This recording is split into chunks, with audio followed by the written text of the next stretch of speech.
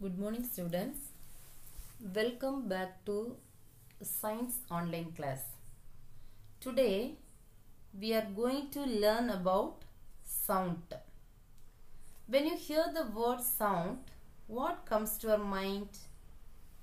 A variety of things such as music, the school bell, traffic noise, your teacher's voice, dogs barking, birds chirping, people walking on dry leaves, and so on are some of the things one commonly thinks. All these come under the category of sound. Okay. We hear sound around us all the time. We use sound in many different ways. And if you take your book, turn page number 174. 4 pictures are given. First one, 2 persons are communicating with each other.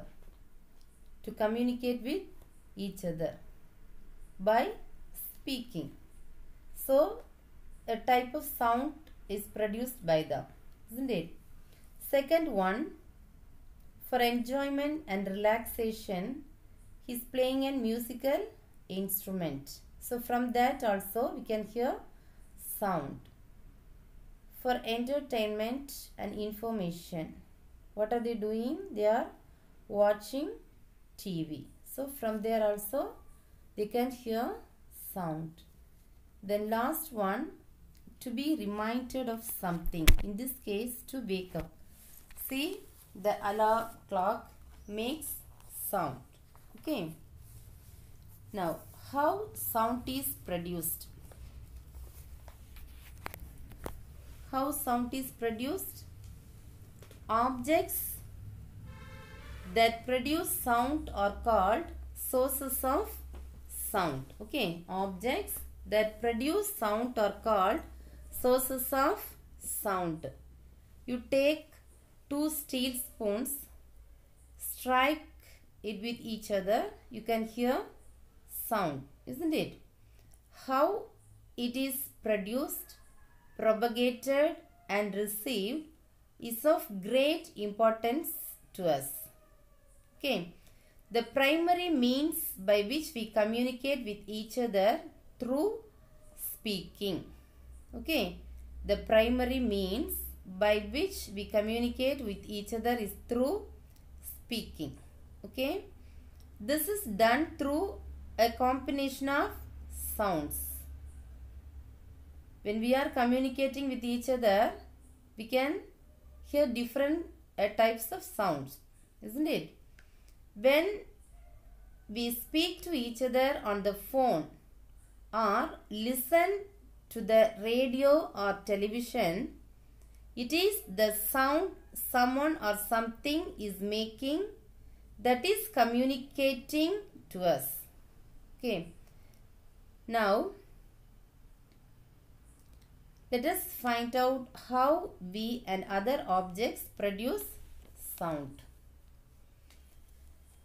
Have you ever placed your palm on the speaker of a music system when it was playing or touched your throat while speaking?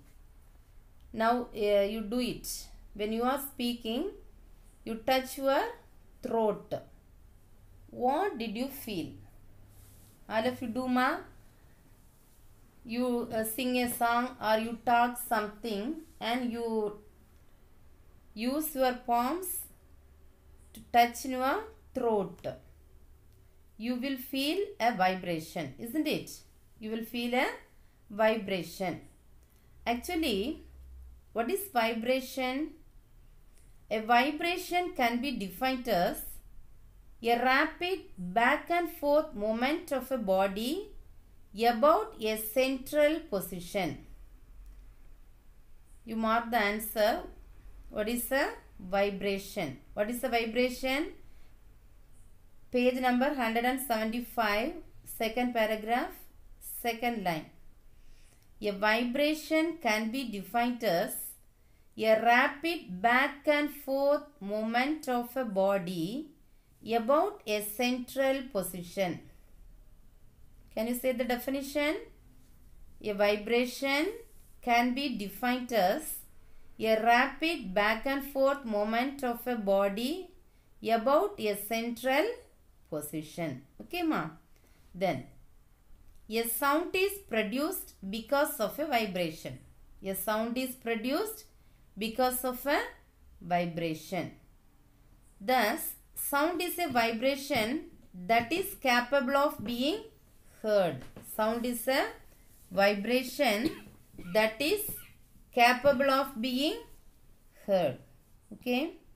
Then, which organ is the production of sound? See, the organ in human beings that is involved in the production of sound is the larynx. Okay, it is commonly called the voice box. What is the name? Larynx. Okay, Larynx, larynx. Okay, ma? The organ in human beings that is involved in the production of sound is the larynx. It is otherwise called voice box. Okay. Now all of you clear? The next. The larynx is located at the top end of the windpipe. The larynx is located at the top end of the windpipe. When we want to speak, air rushes out of the lungs. When we want to speak, air rushes out of the lungs through the windpipe and to the larynx. Okay. The next. At the top of the larynx are two membranes. At the top of the larynx are two membranes called vocal folds. Vocal folds. Commonly called vocal cords. Okay. So, vocal folds are vocal cords. At the top of the larynx are two membranes called vocal folds are vocal cords, which begin to vibrate because of the air rushing in from below. This gives out a basic sound like wind passing through a pipe which has a membrane with a narrow opening at the other end. So a pipe, both the sides has openings. When air is passing through the pipe, how the sound it will produce, like that the sound we can hear. There are muscles in the larynx that lengthen and shorten the vocal folds and also alter their tension to produce different pitches. Okay.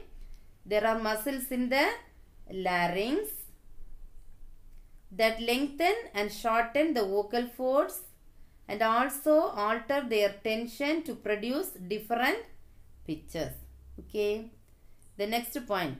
The space between the vocal folds. The space between the vocal fold is called the glottis. So different sounds can be made by varying the opening and closing of the glottis and also the vibration of the vocal folds. We use our mouth, tongue, teeth, lips and nasal cavity to articulate the sound that makes speech. Okay, ma? After the basic sound comes out of the vocal folds, we use our mouth, tongue, teeth, lips and nasal cavity to articulate the sound that makes speech. Okay. See, one activity is given. What is the aim of this activity? To demonstrate that sound is produced by vibration. What is the aim? To demonstrate that sound is produced by vibration. What are the materials needed? a music player, television. First, hold your throat with your fingertips. Hold your throat with your fingertips. Now speak or sing for about 5 to 10 seconds. What do you feel? Then second case, turn on the music player or television. Place your palm on its speaker. What do you feel? In both first case, you will feel the vibrations in your throat. Okay. You will feel the vibrations in your throat. In the second case, you will feel the vibrations in the speaker. So what is the conclusion? A sound produced by vibration. Okay, ma'am? Then, how sound travels? All of you know bubbles, isn't it? If you stand near a pool of water, what will you do?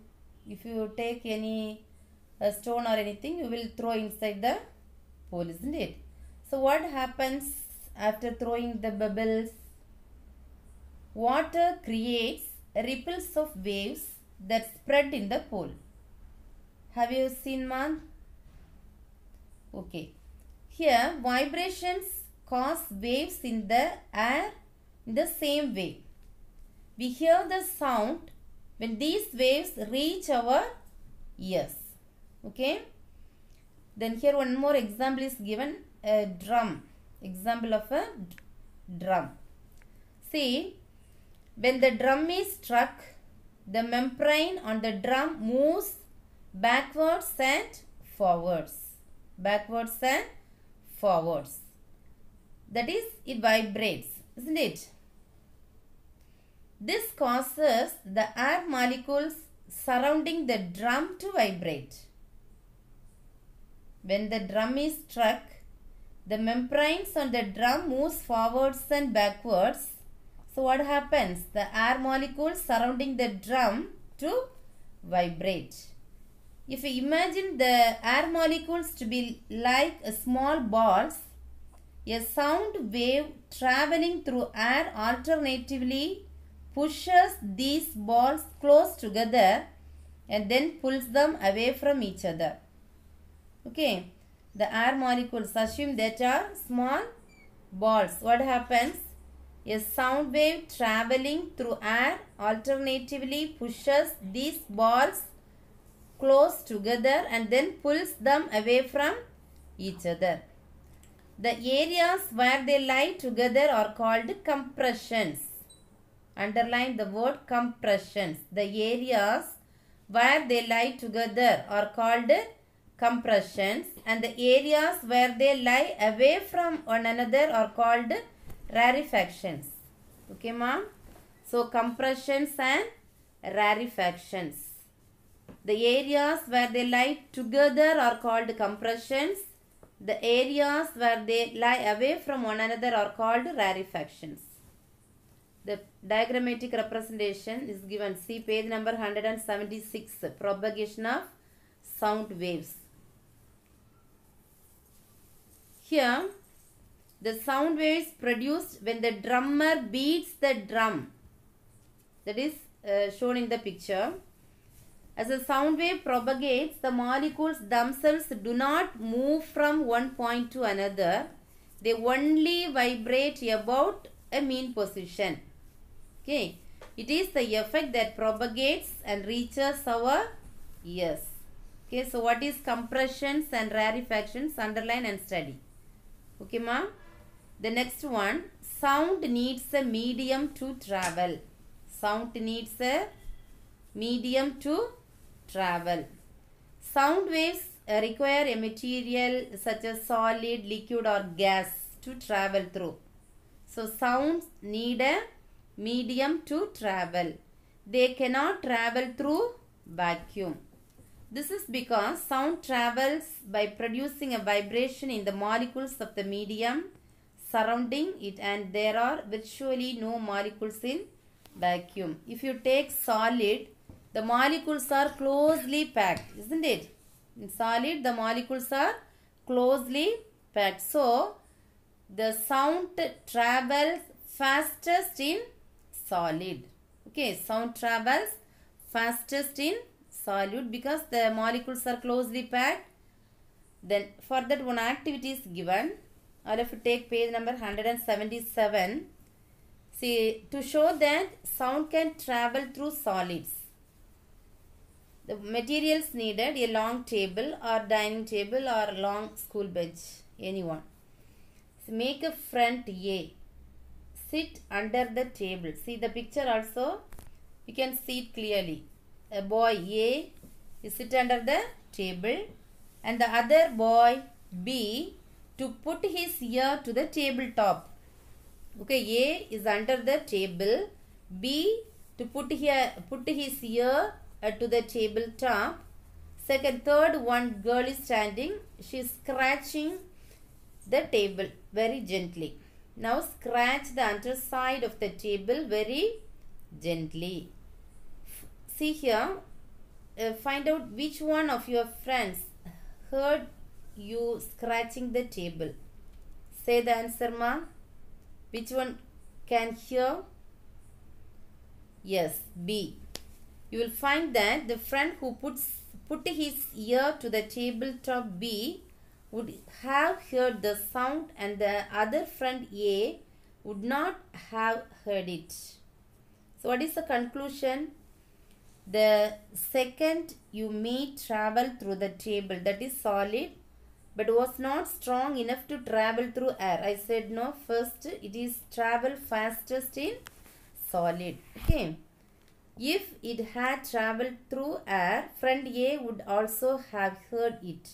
This shows that the sound had by friend B traveled through solid, that is tabletop.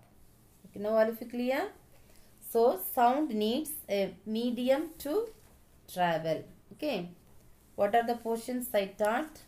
You study. We can see the remaining in the next class. Thank you.